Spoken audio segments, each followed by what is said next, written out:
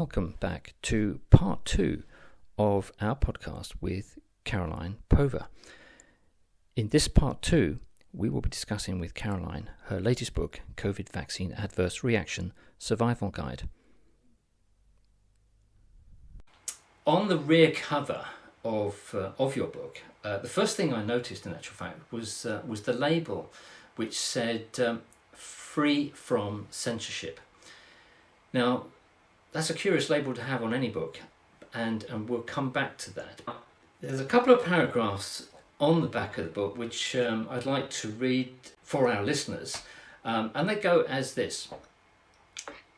An adverse reaction to a COVID vaccination can be a deeply distressing experience.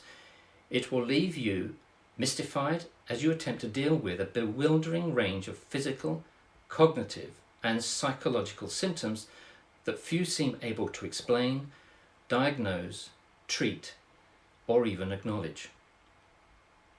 That's a very profound thing to say. The second paragraph on the rear cover says this. The COVID Vaccine Adverse Reaction Survival Guide takes you through the experience in a way that will help you feel more in control of your life again. This book addresses key areas of recovery and will guide you through measures you can take to maximize your own healing potential.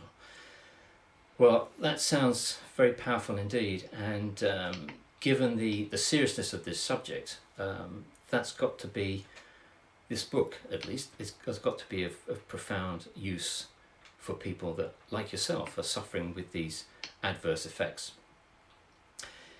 Now, going back to the 3rd of March 2021, which I think was the day you actually had the vaccine for the first time. Yes. And I think you've only had one vaccination, is that right, Caroline? Yes. Yeah, okay. Yeah, no, I had the reaction happened 9 hours later, so I have an exemption, I won't be. No. And my diagnosis has always been adverse reaction to COVID vaccine, so there's never been any question that that's behind mine. It wouldn't be advised to have another one. Now, you mentioned that it was 9 hours after you'd had the vaccination that you felt something happen with your body. What was going on there? What was happening for you? I prefer not to go to spend too much time talking about that. Actually, it's still quite triggering for me. So I'll just say that I had about 40 different symptoms that happened 9 hours, but they started off with a feeling of being freezing cold and having tremors and shaking, but they ended up with me in A&E. So, but I prefer not to go into too much detail about that. I've written about it and I've spoken about it publicly before, so, but I do still find it very triggering. Okay, understood. Well, I tell you what, I wonder if, Caroline, you might like to read a couple of paragraphs from your book in the opening section. And the first one that we'd like you to read for us is on page 6. Yeah. Paragraph 2. In the following weeks, I developed a range of weird physical and psychological symptoms. Every single day was different. I was in constant pain. Everything exhausted me. I couldn't even talk to anyone for long. I had to rest in bed after sleeping, showering, walking down the stairs, moving from one room to another. I had no idea what was going on. I knew nobody else that this had happened to, and nobody was helping me. And nobody was helping you? I mean, presumably your first port of call was going to be your GP. What was your GP's first reaction to you appearing in surgery with these complaints? Well, I'd been to A&E then, so I think the first they heard of it was when A&E they put the report through. But the people in A&E were they were very kind, and the paramedics were very kind, and actually they were the ones who told me, you've had an adverse reaction to the COVID vaccine, and I describe myself now as vaccine ignorant before this happened. I had no idea these kinds of things happened. And I actually question them. I said to them, are you sure? I've never heard of this happening before. It can't be anything to do with the vaccine. I was very ignorant. I had no idea this kind of thing had happened. So they were the ones who passed on that information to the GP. But I didn't until now have a regular GP. I saw somebody different in my surgery. You see somebody different depending on who's available and what particular issue might be going on. And so I ended up with, I think I got a phone call from somebody saying actually I had to go back into A&E because one of the tests had come up as showing a clotting problem. So I had to go back in for more tests. And nothing was done with the results of those tests, and I ended up in front of somebody else, and that GP wasn't, I think he described it as I was feeling a bit off, and I was quite cross with that because I was falling asleep in the surgery at 9 o'clock in the morning, and healthy people don't fall asleep in a surgery at 9 o'clock in the morning. So the GP that I think was initially given me to take care of, he was not taking it very seriously at all, and I ended up I still refuse now. I won't speak to him. I don't go to him, and I did end up eventually in front of somebody else, but it did require there was an effort required for me to be taken seriously, and the effort required, and I do try and look back on this particular thing with humour. My kidneys were showing signs of failure, and there were 3 different signs happening. It was clear that there was something quite serious going on with my kidneys, and I couldn't get any tests. This GP wasn't testing my urine, so I ended up going to my vet and asking my vet to test my urine. And when I got the results back, which did show that there were signs of kidney failure, another GP I happened to be speaking to, she then took me seriously, and I have to say all credit to her. She's been brilliant ever since then. She has done whatever she can to try and help. It's just that she's very limited. There is nothing available to help people with vaccine injuries in the UK. Nothing. There's really nothing. You are on your own. If you have a reaction, not just to this vaccine, but to other vaccines too, right. You are on your own to deal with it. So she does what she can within her very limited capabilities. This is truly scary, Caroline. I mean, well, I think we all, most people are not as ignorant as I was. They generally assume, things happen. We have people have adverse reactions to things, and I was quite naive, I think, thinking these things don't really happen, do they? And most people will think that, well, if something happens to me, there will be something there to help me, and that is not the case. There is nothing here to help you if you have an adverse reaction to vaccine or medication. And this does not just apply to COVID vaccines, it applies to other vaccines too. I've met people who for 20 years ago, their now adult children had reactions to medication, and they don't have help. Right. Well, as is your norm, I think, and your character, Caroline, you having experienced this and found, to your horror, I guess, that there wasn't any help for anybody with a vaccine injury, because no one knew anything about vaccine injuries of this type, at least. You turned inside and started to create, if you like, your own recovery plan. And from that, this book has emerged. Am I right?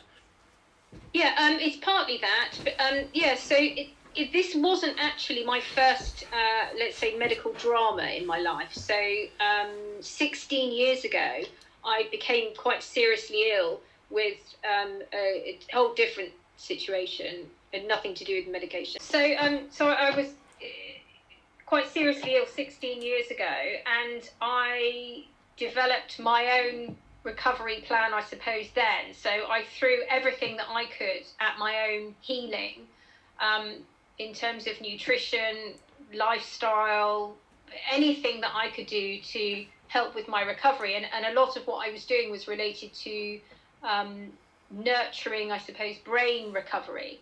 So there was a neurological condition, there were cognitive problems. And so I was eating for the purpose of helping my brain to heal. And I was really focused on that. And I learned a lot then about the brain's ability to recover from any neurological problems, and I learned a lot, I suppose, about the body's ability to heal in general.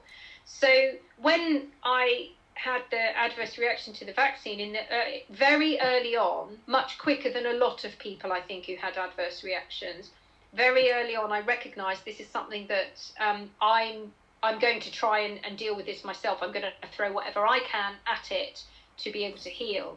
And healing doesn't just mean a physical recovery, doesn't it? Healing involves emotionally dealing with things, and there's a very wide range of areas covered, I think, when we're talking about healing. It's not the same as fixing, it's not the same as repairing things. It's there is a recovery and there's also an adjustment. That's part of healing, isn't it? And adjusting to a new situation, and whatever that might be. So I threw everything that I could in terms of food, lifestyle. I decided I took 3 months off work immediately, stopped work for 3 months. My boyfriend couldn't believe it because I love my work and a very happy workaholic. And but I just thought, no, I'm going to throw everything I've got at this for 3 months, and I'm going to make recovery and healing my full-time job. And through that process, I learned things all the time. I was constantly learning new things, and I was posting them on Facebook, everything that I was learning, because I thought there'll be other people out there like me who maybe they're not talking about what's happened to them, and they have no idea what to do, and I have that past experience and past knowledge. So I'm going to share everything that I learned along the way. And actually there were people within my immediate social network who had also had adverse reactions to the COVID vaccine, but they had not shared this publicly.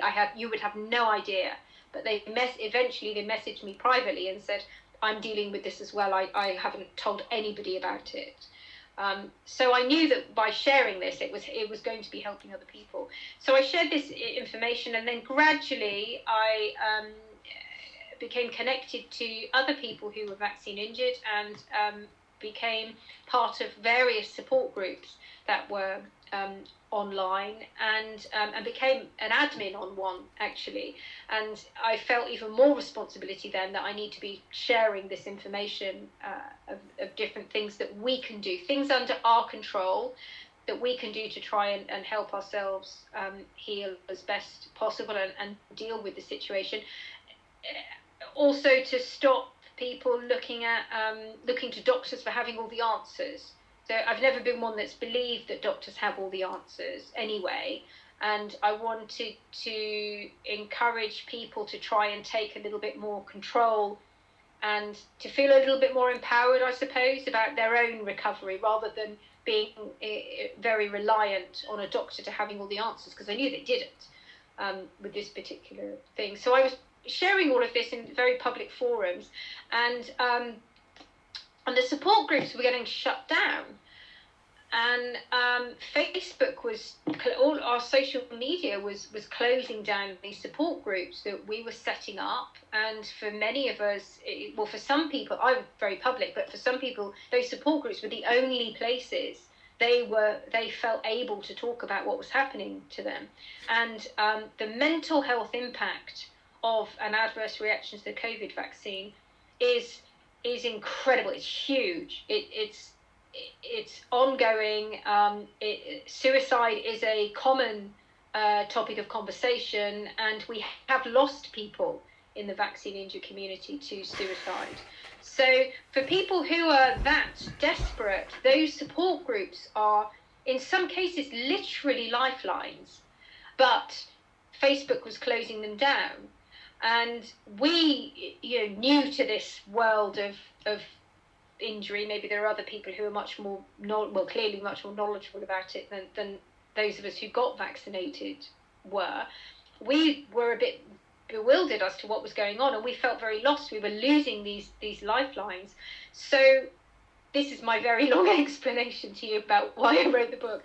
So I started putting all of that information into, I thought, what format do I know cannot be censored?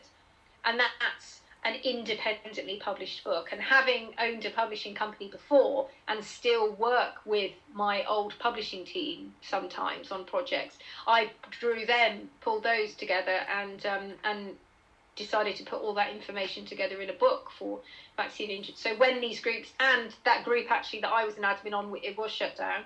When those groups were shut down, at least that information was still going to be available for people. It's astounding. I mean, when we began talking earlier, I gave mention to the fact that there's this label on the rear of the book, which says "free from censorship," and you've just explained why that is there.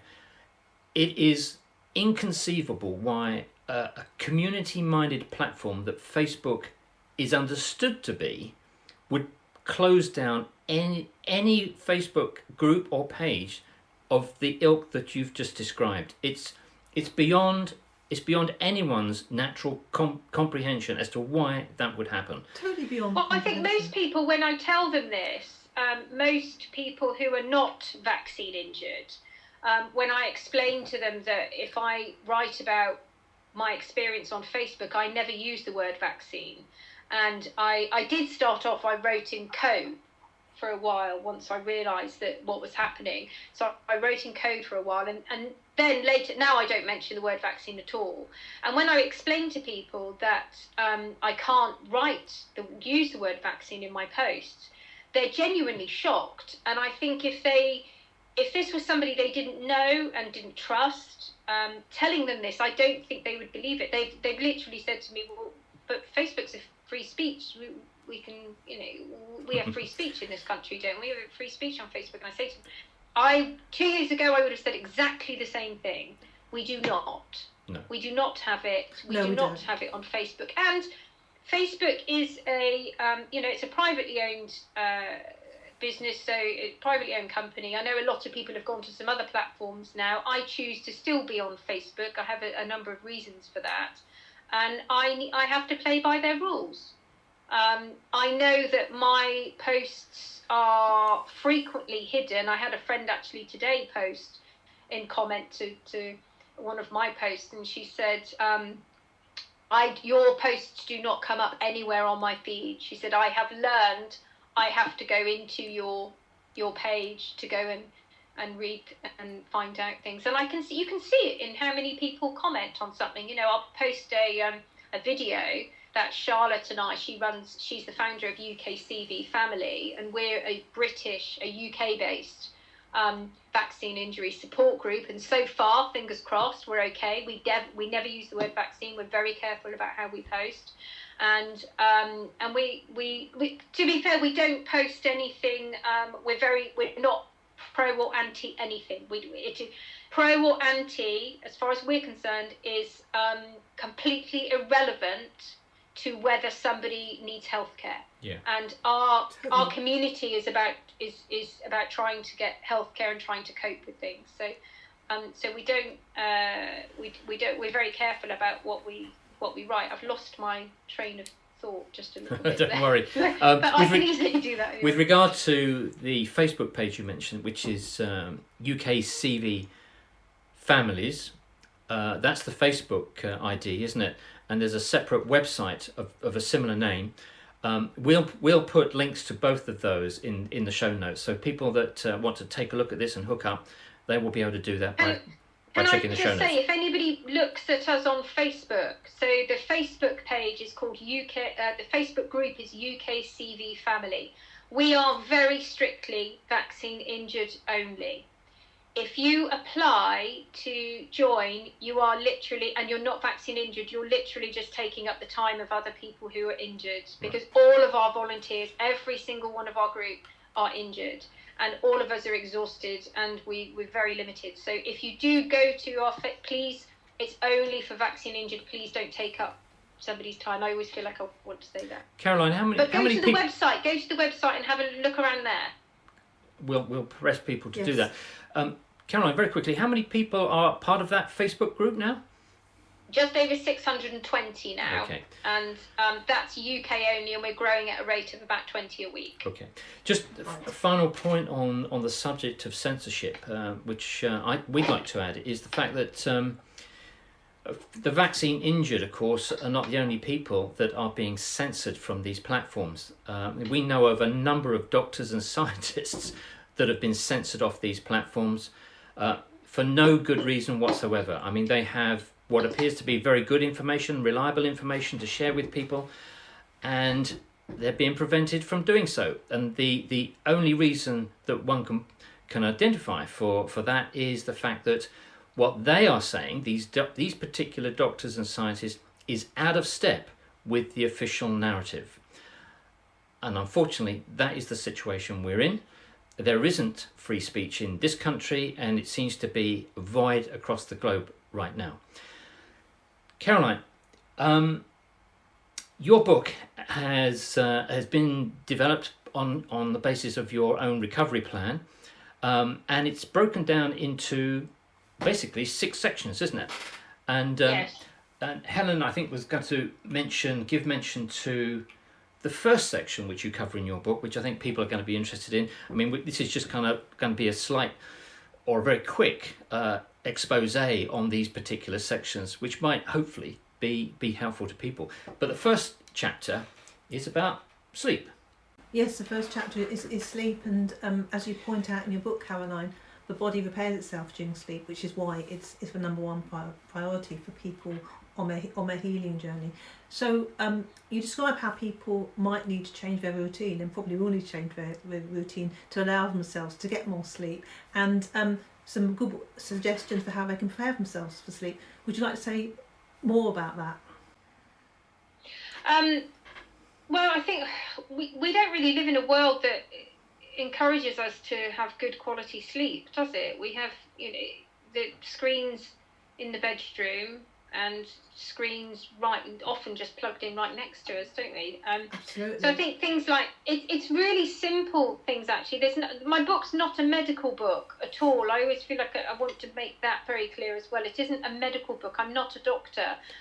These are just ways of coping with a very complicated health situation and of managing all the different, I suppose, research and advice and things that might work for you individually might not work for somebody else. But when it comes down to sleep, there are different kinds of things that some people will be able to do. So it might be things like having a bath before going to bed and having Epsom salts. I found that really useful. I used a hypnosis recording. I did that. I found that very good. Paul McKenna.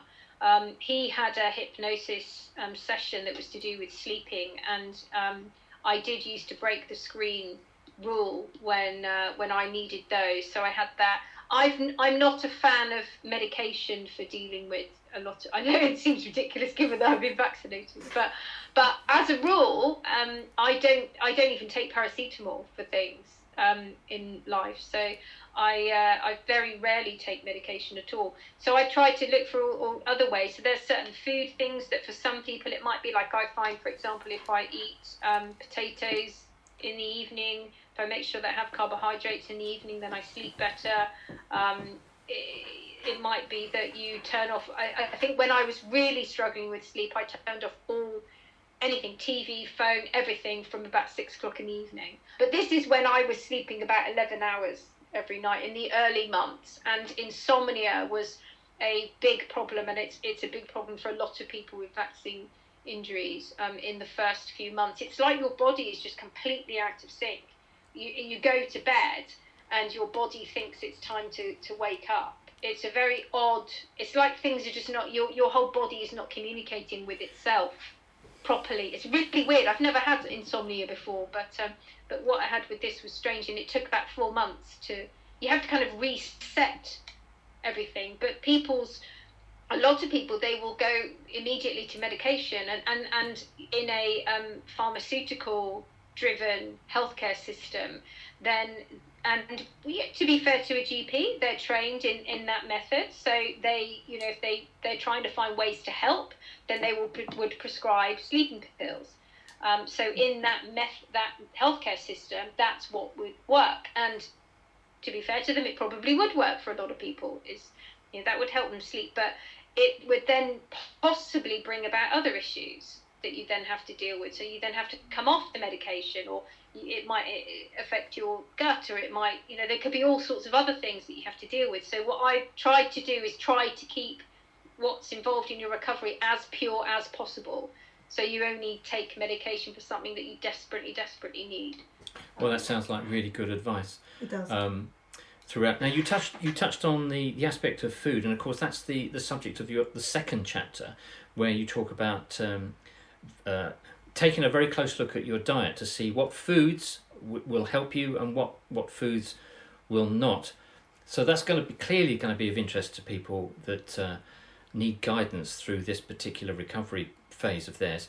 Helen, the third chapter, I think, addresses symptoms. Can I say one little thing about food? Yeah. Why the reason that became something that needed attention is because within the vaccine injury community, there were so many conversations, there still are, about what to eat and what not to eat. So is it because you've got you've got gluten in your diet, so that's why you've had an adverse reaction? Is it because of you've got sugar in your diet, so that's why you've had an adverse reaction? So there are lots of conversations, particularly in the early months, with people trying to find the answers. What's behind this? This is something I can change in order to fix it. So what I tried to do within that chapter is just explain what each of those diets are. What is an anti-inflammatory diet? What is a low histamine diet? So explaining in very, very simple terms what those diets are, because it can be incredibly confusing. And many of us were finding we have elements of different maybe food related issues. So I learned a little bit about mold, so I incorporated a bit of that into my diet at one point. My diet changed over a period of time, and ultimately it's a combination of that, plus it's gluten-free, dairy-free, and anticoagulant and endothelial repair focused diet. So there's an awful lot of elements to it, and that can be really confusing and overwhelming for people who are dealing with a complicated health issue with cognitive problems too. So what I wanted to do with that chapter is not to say this is the answer, but this is a way you can organise your own diet for you specifically, and to try to simplify all of that. Well, how valuable is that? I guess it's difficult to perhaps identify anything that's a common denominator for everybody that's been harmed by the vaccine, to say you definitely need to stay off this from here on. There hasn't been anything identified like that, I guess? No, because nobody's researching us. Yeah, quite. So nobody's really looking into it. There are some common things. So there's a whole load of that find symptoms are worse if we do consume gluten. And there's a whole load of people who find symptoms are worse if we try to exercise in any way. But there is nothing that you can say, right, there's this one problem, and if everybody takes this one pill or makes this change to their diet or this change to their lifestyle, it will all go away. That is not happening. No, of course not. There isn't a one-size-fits-all solution, is there? If only, no. It'd be much easier if there were, but there isn't. And as you've said... And people who say that they have things that are going to fix us, they do not. It's the practitioners or the healthcare professionals who are claiming to have things that fix us. It's not us talking about it. We have not found that. Yeah, so that's very interesting, actually. There are people saying that, absolutely. You make an interesting point on the subject of how people address symptoms.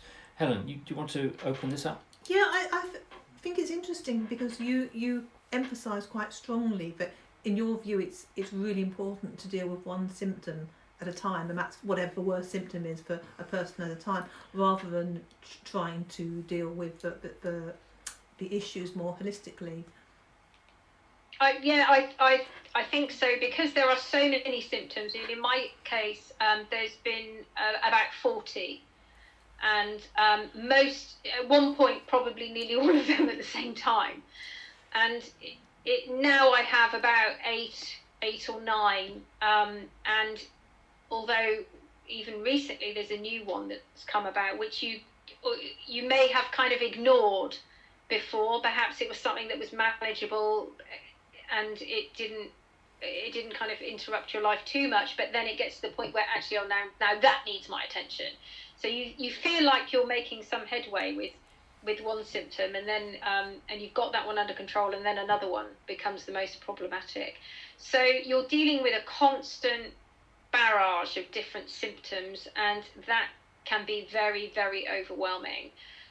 So it's definitely slow everything down, calm it down, just focus on one thing, and spend a significant period of time just focusing on that one thing. And I don't mean, start eating more dried apricots to deal with something to do with bladder issue, I don't know, whatever it might be. I don't mean do that for a couple of days and see what happens. I mean do that for do it for weeks, and just focus on that. And if you're just focusing on that one thing, then you're calming everything in your body down as well. You need to, we need to get out of that state of feeling like we're putting out fires all the time. We need to just calm everything down a little bit, and we don't stay calm if we're worrying about all of these different symptoms that are making life difficult. Just focus on one. Gosh, that sounds like a really interesting point. I mean, when you do put your concentration on one particular subject, as you're suggesting, all the other symptoms kind of fade away from attention to some extent, and that's got to be helpful. So that's a very interesting idea that you've put forward and described in your book. Something else you describe, and this is I think chapter 4. You talk about stress and pressure and make a distinction between the two. Can you tell us a little bit about that?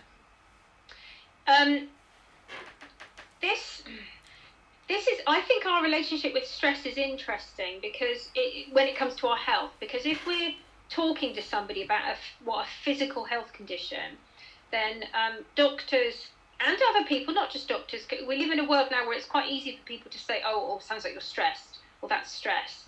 And there's something about the way it's said to us that I think is quite dismissive.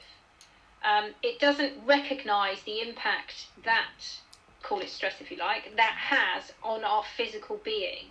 And there is no, that dismissive comment, there is no explanation as to what the impact stress, what it actually means to your body. What does that mean when we say stress? What does it mean? What's happening with our heart if we feel stress? What's happening with our blood? What's happening with our breathing? What is happening with our muscles? So we don't really, most of us don't really understand stress in those terms. I know I definitely didn't. I just knew what I would call stress. I knew that my heart was beating. I could feel my heart, I was more aware of my heart, and I would feel really hot. Those were the two things that would make me feel, oh, that means I'm stressed, I'm anxious, worried about something. And the other thing that relating to stress was, what exactly does that mean? What does that mean? What's happening in our bodies when we do that? So if our heart is beating faster and our muscles, something's happening with our muscles and our blood is going quicker, and we suddenly need to go for a massive poo. So if all of these things are happening to our body, what is actually happening? And what that comes down to is fear. We're afraid of something. Our body is going into fight or flight. And that really is how I've explained that's what stress is. In the book, I want people to look at, don't call it stress, because stress in itself, when you're talking about physical health, is a triggering word. We instantly get annoyed when a doctor says to us that we're stressed. So don't think of it that way. Think of it as fear, and have a think, look at yourself and just think, okay, what am I feeling afraid of right now? And when I started doing that, I was able to have a conversation with myself and say, right, I'm afraid. Right now, I'm going to pick up the phone. I can feel my heart is beating. I'm picking up the phone to my doctor, so my heart's beating, and I'm feeling anxious, feeling stressed. Why am I feeling? What am I afraid of? What do I think is going to happen? And it's because that might be relating to a very old past, negative experience with a medical professional. That's coming into play now. But I don't need to be afraid right now. I'm just going to have a conversation with somebody who studied something different at university than I did. That's all that's happening. So when you actually stop and do that, then you change how you look at stress and fear. And through doing that, I learned how to control my breathing, and then I control my heart rate and my blood flow, and I can control all of those things just by looking at that concept of stress differently. And I think it's a really, really important thing to do when you're dealing with a vaccine injury, and maybe in lots of other medical issues as well, healthcare problems. Yeah, well, you put the spotlight on here on this quality of self-analysis. It's taking 1 or 2 steps back and taking a close look at what's going on with you mentally, physically, and making an assessment based upon what you're sensing. And that's got to be invaluable for people, and particularly, of course, in any situation, but particularly with regard to the subject we're talking about today. For me, it was life-changing. It allowed me to look at all sorts of other situations where I know that my heart rate would get quicker and I would get anxious. And even things like customer service people. If I knew I had to make a phone call to a customer service representative, for some reason it would make me I could feel myself getting anxious. This is before this is before I learned all of these things. But it was one of my, if I had to list the things that would, for some reason my body would get wound up about it, I'd have a very physical response to it. That was one of them.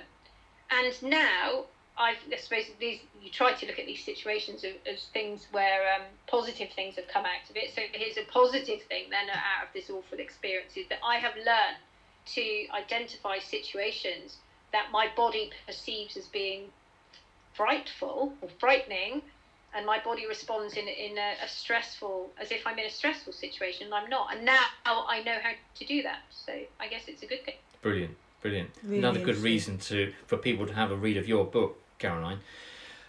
Speaking of which, there's another section, chapter 5, I think it is, which relates to consultants. Yeah, in your book, you make a distinction between independent practitioners and what might be called status-affiliated healthcare practitioners, and you also need to suggest that to people that it'd be helpful to them, but if they change their attitude to how they regard such consultants, how to get the best out of them, if you like. So what's that about? We live, I think, in the UK, maybe other countries too, I don't know, but we live thinking that the NHS affiliated doctors, they've got the answers to all our problems. We live in a world where that's the way that we approach them. So something, you just expect the people to be able to fix you and to have all the answers, and they don't. I think we need to be really realistic about that. They have been trained in one method of looking at healthcare, and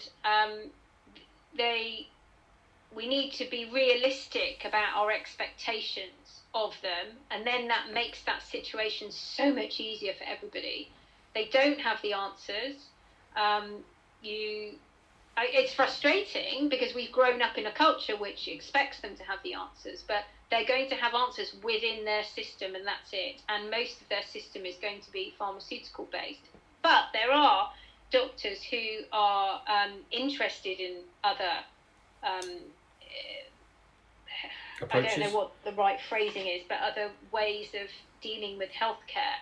And they're interested in learning about, like when I had a functional medicine practitioner for a while, and my GP was fascinated, and I would tell her things that I'd learned from the functional medicine practitioner, and sometimes I'd have an issue that I wanted my GP's opinion on, and she would sometimes say, I'll defer to your functional medicine practitioner with that. That's how it should be. So she's trained within that kind of healthcare system, and I'm talking to somebody else. I've got an acupuncturist, and then I'm talking to somebody else to do with nutrition, and each of those people have all got different areas of expertise. And we need to be realistic. I'm not going to ask my acupuncturist to give me really detailed information about my nutrition. No. She might know a little bit about it, but she's not going to be an expert in that. So there's no point me asking her about that. And the same kind of approach we need to have with NHS-affiliated medical practitioners. And I developed the way that you want to look at your GP is you've got to remember the word trap, so you don't fall into the trap of thinking that got all of the answers. And you remember that TRAP, what your NHS affiliated medical practitioner is good for. T is tests, so they can facilitate tests, which is great. R, referrals, they'll get you a referral, brilliant. A, admin, you need any paperwork, you need anything done for your sick notes or anything like that, brilliant. P, prescriptions. TRAP, that's what they're there for. Yes. As long as you keep your expectations to that and don't fall into the trap of thinking they can do anything else, then you can work with the NHS. Perfect. I love acronyms, and I particularly love that one. So TRAP. So give us that one again. T for? So T, they can facilitate testing. Tests. And R? So test. R, referrals. And the A? A, admin. And P? Prescription. Yeah, and they never fail. As in my history, they never fail to give someone a prescription. That's essentially how the whole funding situation works with the NHS and the medical profession as we see it. Interestingly, a couple of points. One is that we spoke to a friend of ours who happens to be a GP, and we talked about the subject of kinesiology with that person, and it was quite clear kinesiology is a poo-poo subject.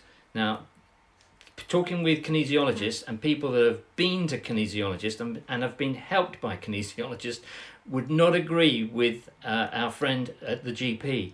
And what this means for us, Caroline, is that we see this opportunity now for a complete explosion in awareness within the medical sphere of life. I won't say medical profession because I'm incorporating here the whole population, the whole global population really, becoming more aware of people's own health and the different services and facilities that are available to assist, but putting a spotlight on the need for people to be personally aware of their own health and be personally responsible for that health. So it's up to them to find the information, and they can be guided by one way or another to the information that's going to be helpful to them. And we're very hopeful that we're going to see that landslide of an approach to how people go about life on planet Earth in the not too distant future. Speaking of planet Earth, one final section in your book relates to nature, being with nature. We understand the benefit of that, but perhaps you'd like to give us a quick snapshot of your take on that before we close today. I think nature's a part of that last section. What the last section is about connections, and connections in this case it means to me it means connecting with people in a nurturing way. It might mean connecting with your sense of self and what you're doing, because a lot of people, they've had their sense of identity removed because they can't work, and a lot of us, our sense of identity is very much determined by our professional lives. I know it definitely is for me, so we need to maybe connect a little bit more with ourselves and with our own, just spend time with our own healing and being ill. And we're not very good at it. A lot of us, certainly overachievers like me, we're terrible at that kind of thing. We just want to be on to the next thing. We live by our to-do lists, and if we get ill, it's one of the worst things that can possibly happen to us. So, and part of that possibly is because we're so used to being connected to all these things around us, but not actually very connected to just sitting and being. And actually, talking of connections, these little puppy dogs just wandered in. Sorry. So connecting with nature is part of that. So connecting with your community, with other people who are sharing the same health challenges. I wrote a bit about connecting those, and connecting with outside as well. And this is quite tricky, people who are vaccine injured, because we become incredibly isolated. we find ourselves really withdrawn from society, actually, and there are a lot of different reasons for this. Partly we don't have the energy to be out and about. Partly our friends kind of drift away from us, actually. When you're vaccine injured, you lose your friends. I think it's a part of this that all of us have been quite shocked about, to be honest, to see how people we thought were good friends have responded to us. So rather than be in a situation out in public when somebody says, "Oh, I haven't seen you for a while," and you say, "I'm really ill, I had an adverse reaction to the vaccine," and then they say things, quite insensitive things to you, it just becomes easier to just stay at home all the time. So you don't kind of have the physical ability and in many ways the emotional ability to be out and about connecting with anything. A lot of us, there seems to be an awful lot of us who used to be incredibly fit. I know that I used to run 5k most days, and right up until the vaccine, and I, there are days where I can hardly get out of bed still now, 16 months later. So the amount of time I'm spending outside and connecting with nature, I used to go running through fields for hours and hiking if I wasn't running them. So I don't have that much of that anymore, and it's something we need to try to do a little bit of. I'm trying at the moment to.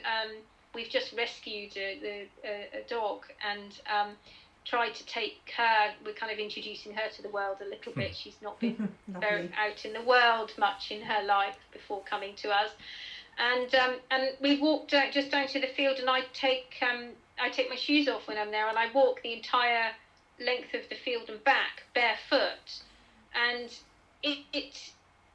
I've heard things that, if you do that, it's all supposed to be amazing for you and really healing, and honestly I have no idea whether it works or not. I just know it feels nice.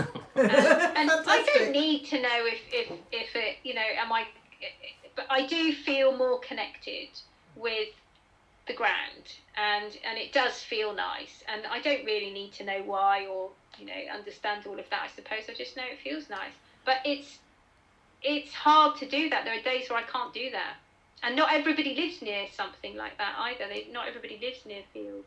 No, I have to say I've not tried walking barefoot myself in fields, but since you've mentioned it, I might give it a thought now. But in terms of connecting with people, I mean, you all know that's what we're about with Connect-M3. And this talk will be posted on connect-m3.com very soon. And our role in this is to spread that connection, to tell your story, or facilitate you telling your story about what's unfairly happened to you, but importantly, what you're doing now to help others in a similar situation. But I think what you're doing, Caroline, goes further than that, because although, I use this word again, although you're putting the spotlight on vaccine adverse reactions, you're also putting a spotlight, as we see it, on a completely new way of considering and assessing health. And that, for us, is fundamentally important. And we will make that point in different scenarios, in different situations where we can. It's been an absolute delight listening to you, Caroline, and getting to know you right back to your early days when you were considering a career in teaching and in writing, and learning about your travels through the world, of course, Japan, your entrepreneurial activities, your speaking engagements, but also your approach, particularly to helping others. And we almost began with that very subject at the beginning of this talk this afternoon. Can we thank you for your time, Caroline? We'd be highly delighted to have you join us again for another talk with a slightly different emphasis, and we can talk again about how we can approach that. But before we close, we must put an emphasis on your book and tell people how they can get their hands on a copy. Actually, all of my books are available at my website, and they're all on Amazon. But with the COVID vaccine adverse reaction survival guide, if you're in the UK, can I ask that you order a copy from ukcvfamily.org, because sales through the website will generate some money for our support group, and if you want to donate while you're there, that would be lovely. But if you are planning on getting a copy of the book, then if you order it from there, it will come through Amazon affiliate. So if you really don't want to order anything through Amazon, then you can order it at my website, which is carolinepover.com. If you're overseas, Amazon probably is the easiest, quickest, cheapest way for you to get it, but you can still order it from carolinepover.com as well. Marvellous. Well, all the subjects that we've touched on in this talk with regard to the references and the links, we'll put those in the show notes so people can follow those up, including your website, carolinepover.com. I have a little stealth campaign that I'm doing, so it's a little bit cheeky, and it involves putting copies of the book in unexpected places, which I can share with people who are interested. So what you can do is, if you send me an email, my email's caroline@carolinepover.com, or just contact me through the website and say that you want to get copies of the book out to the public through some interesting ways. Then yeah, drop me a line and I'll let you know what you can do about that. There's been people who've been buying copies. I just had 30 copies go to Australia that somebody's handing out to healthcare practitioners. There was a surgeon who heard my speech at the Better Way conference and immediately went out and bought 20 copies, and he's in America, he's not even in the UK, and he actually left the surgery. He was crying, he was so moved, and he immediately bought 20 copies and has been handing them out. So there's been a lot of people buying multiple copies, even if they're not injured themselves, just because they want to make sure other people have them. And personally, I leave them everywhere. I've got my own. This is why I've sold out today. I didn't have a copy when you asked me earlier on, because I tend to just keep leaving them in places so that somebody else might get them who need them. Well, what a fantastic idea and initiative to leave them in different places for people to find and learn from. Absolutely fantastic. Well, you already mentioned that people can contact you via your website. There's an email link there, so that answers that question. Caroline, again from us, thank you very much for your time this afternoon, and we wish you every luck and success in health, of course, and with regard to the movement of the book, and we certainly look forward to speaking to you again very, very soon. We do. Thank you, Thank Caroline. you very much. Thank you. Thank you. Bye-bye. Bye. Bye.